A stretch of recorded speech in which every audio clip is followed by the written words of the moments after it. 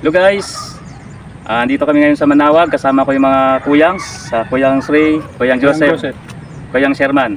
Mayroon kaming scouter na bigay ng info na mayroon ng ah, gusto niyang i-vlog ang Kuyang TV dito sa lugar niya. So tingnan natin at balita natin nangangailangan talaga siya ng tulong at pasok naman siya sa requirements ng Kuyang Vlogs para bigyan ng pagkakataon para maging beneficiary. Tara, puntahan natin. Okay guys, tara let's go. Hello guys, nandito ngayon tayo sa bahay ng magkapatid na nakita ng natin, scouter, para interviewin at pasok naman sila sa requirements ng Kuyang's Vlog. Kaya nandito tayo ngayon para bigyan sila ng pagkakataon at marinig din yung side nila na kung gaano kahirap ang buhay na dinadanas nila at tayo naman ay nakahandang tumulong sa anumang paraan basta malalaman muna natin kung saan tayo tutulong sa kanilang kaligayahan. So guys, ito si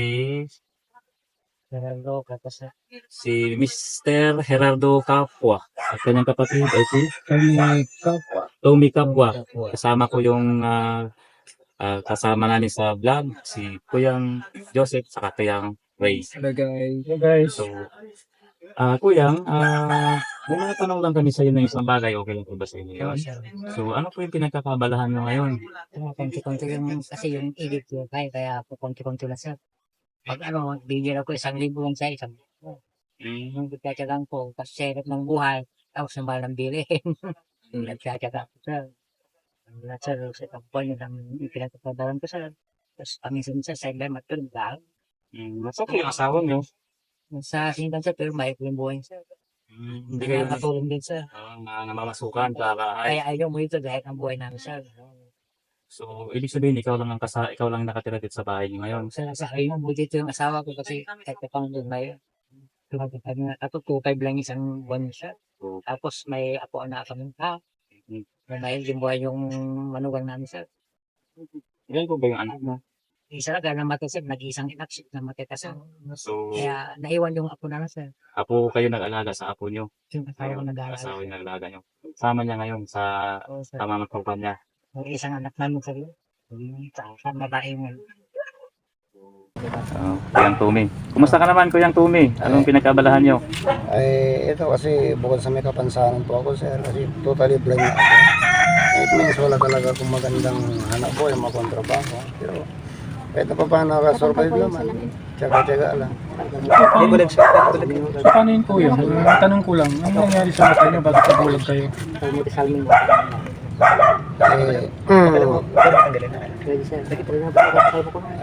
Ayan. So tanungin ko ulit kuya, bakit anong nangyari sa inyo? Paano kayo nabulag? Kasi nung medyo mahirap po kasi kasi para sa akin kasi pang personal sa akin. Ayoko nang maalala ko okay na ko.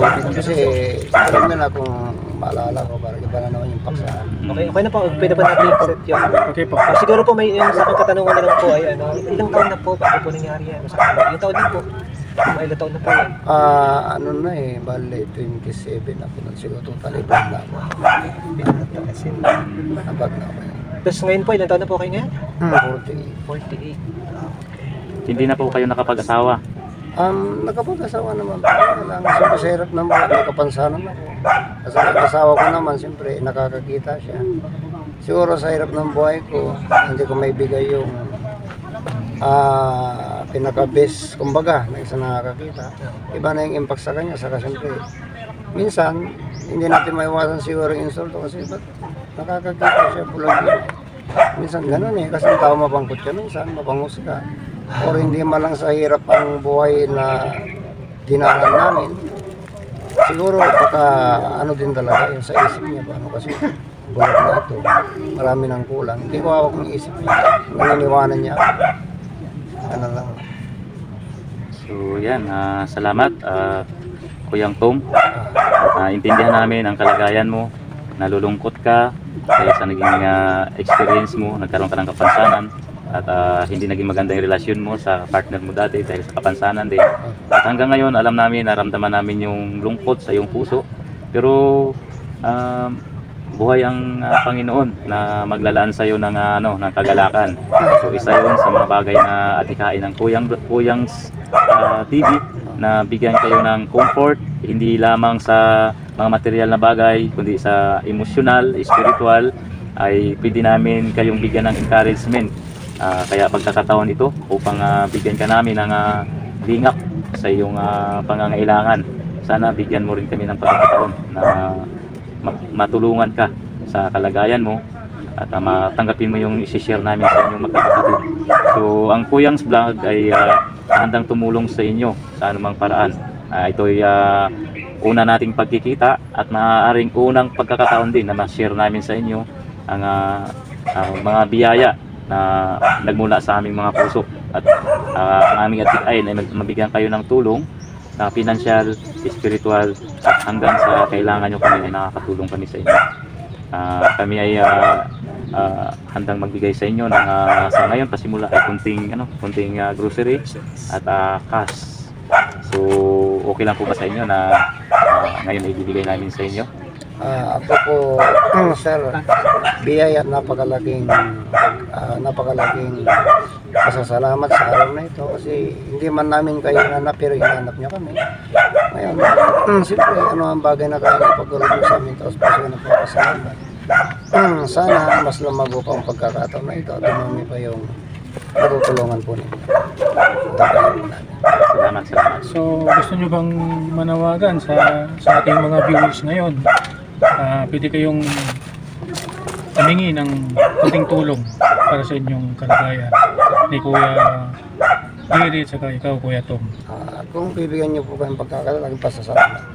Ang masasabi ko lang po kasi mayroon po akong 3 supling pero mga binatad dalaga na rin. Isang babae, 2 lalaki. Pero yung babae tinutulungan ng bayaw ko, ipag ko. Nag-aaral po siya nursing pero sila ang tumutulong sa hirap ng buhay. Salamat po kasi alam nila na wala akong kakayahan. At yung 2 binata ko naman, yung nasa pugil ko. At yun ang pilit kong parang ginagawa ng paraan kung paano yung kaya kong itulong sa kanila. Sa totoo lang, sir, yung personal na buhay ko, namamalimos ako sa lansangan din sa simbahan. Pero sa pamamagitan ay hindi ko kinakaya kasi yung kinikita kong maliit o tulong ng tao, ginagamit ko rin sa pag-aaral, financial namin at pinagkakasya po namin. Yan ang totoo po. So yung mga anak niyo na 2, nag-aaral sila ngayon? Grade 10 at saka grade 11 po, high school. Dito po sa Manawag? National High School. Pareho po silang lalaki at sila po ay laging may honor po sila. So po yung mga kamag-anak nyo, sila po yung nagtutustos sa pangangailangan nila? Okay. Kung ano man yung kaya kong itulong sa pamagitang malit na kaya ko, siyempre, kumbaga sa malit na bagay, mapagkakasya naman kung talagang So, makakatulong naman. Okay, so Kuya Tom, nasa iyo yung pagkakataon para humingi ka ng tulong sa ating mga kababayan na may gininto ang puso. Kaya manawagan ka po sa kanila. Kung sino man sa mga nakikinig sa araw na ito, oras na ito, ayon sa mga salaysay po namin, pero ito yung patotoo talaga. Kaya kung sakaling tutulungan nyo kami, ayun pa lang magpapasalamat po kami ng taos puso. At sana kung ano yung tulong na imibigay nyo sa amin, ay masigit pa na mapalitan ito para marami pa kayong matulungan. At kung sakaling tutulungan nyo kayo sa pamamagitan ng abot ng kaya nyo, kung anong meron, ang laki ng pasalamat namin at gagamitin din namin sa tamang paraan. Maraming salamat po. Okay guys, nalaman natin yung kalagayan ng magkapatid, isang bulag at saka isang kuya na itinataguyod yung kapatid na bulag. Mga guys, kami humihingi po ng kunting awa po sa dalawang ito upang kahit papano po ay matustusan po yung pangangailangan nila kahit panandalian lamang. Kaya kami po ay kumakatok sa inyong mabuting puso na matulungan po itong dalawang ito. At bukas po ang aming channel sa inyong tulong, anuman po yan, maliit po na bagay ay amin pong bukas po ang aming channel para dito po sa dalawang magkapatid. Pamimigay po natin yung ating mga daladalang grocery. Okay po, una po sa lahat, ito po, meron po tayong bigas po para sa kanila. And meron po tayong konting grocery. na ayaw magpabukas. Magpabukas ay. Sa kunting parang lamang po.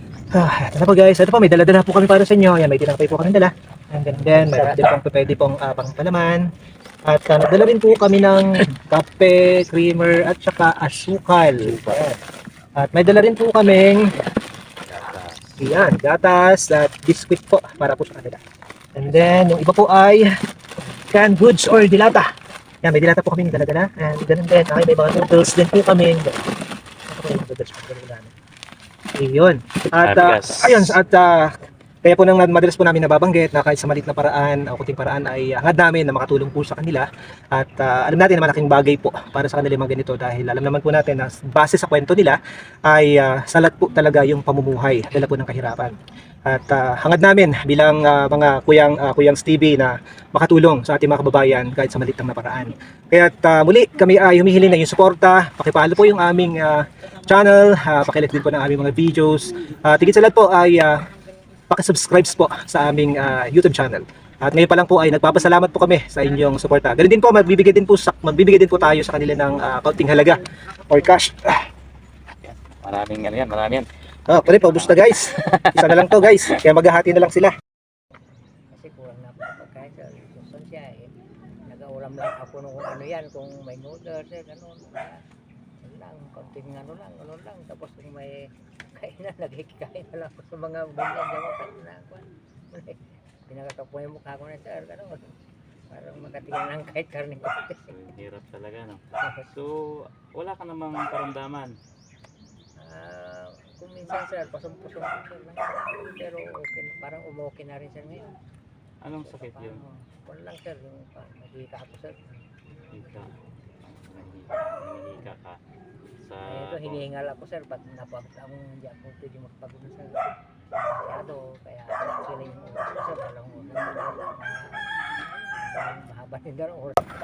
Mga kuya, may bibigay po akong 1K, bahala na po kayo na po. Dati po. Tulong po sir, napakalaking. Yan. Salamat. Opo. Salamat. Ayan. So, yun po, bukod po doon, ano po yung gusto niyo sabihin po yan sa amin po, tsaka sa kanila rin po na nanonood. Ako munang mauna Okay, sir, sige po. masingit na lang po. Sige po. Muli, tapos puso po kami nagpapasalamat sa tulong dahil ito parang biyaya na rin po sa amin itong oras at araw na ito. Ganun din po sa inyo na hindi naman namin kayo hinanap pero hinanap nyo po kami na kagaya namin na nangangailangan sa salitang maliit na bagay pero sa puso't isip po namin pagkaintindi, napakalaking tulong po ito. Salamat po sa lahat. Thank you. Okay guys, bago namin tapusin itong aming video ay gusto namin magpasalamat kay Councilor Arnold Zaragoza po dahil gusto rin niyang tumulong dahil nakausap po siya kanina at maasa po kami na magdilang anghel po siya. Okay guys, mission accomplished na. Okay, ganun din po ay muli, supportan din po natin lahat po ng mga kababayan natin sa Pilipinas na nagcha-charity vlogger dahil malaki po yung ambag nila o tulong nila sa kababayan natin na nangangailangan. Kaya yun guys, maraming salamat sa pagsuporta niyo po muli sa aming channel ng Kuyang TV. Hanggang sa muli. Bye-bye and God bless. Salamat sa inyo. Salamat sa inyo.